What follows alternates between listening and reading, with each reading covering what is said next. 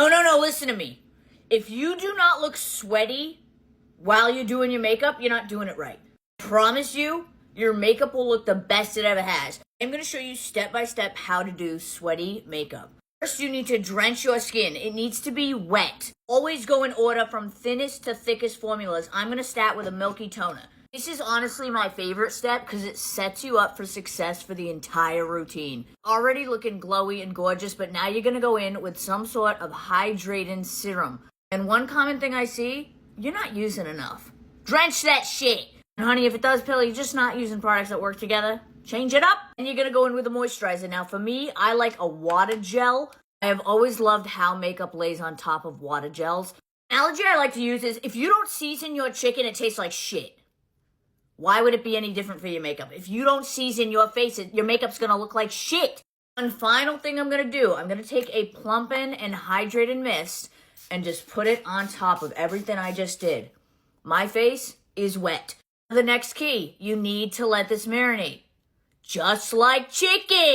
That delicious, juicy, glossy marinade on the skin, let this sit 2 to 5 minutes.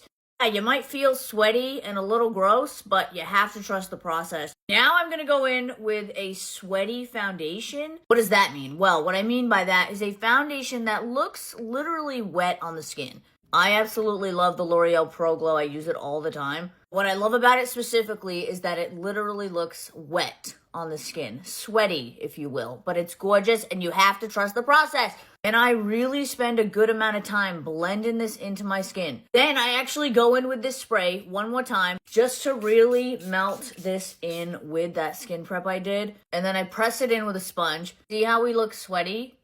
That's the point. The rest is really up to you in terms of cream and liquid products. I'm going to go in with the Rare Beauty Contour. Look at how absolutely beautiful products lay on top. And because I'm keeping it really creamy with all of my products, I like the TAC Creamy Creaseless Concealer. It's a really good one. I also will add, I like a damp sponge because it keeps the moisture in the products. The sponge is damp. There's water in here. So it keeps water in the products versus using a sponge. It can dry it out a bit. Like, look at that hydration. Insane. Add some blush. This is where the magic happens. We are going to set our face with powder. And because we made our skin so juicy and plump and sweaty, this is going to go on like butter. And we're going to put it under the eyes and anywhere we don't want to look sweaty. I like to use a powder puff and I'm just setting under the eyes. That way you don't want to be sweaty. Just look how beautifully this came together. That everything? Yeah, you might start off sweaty, but you end like this.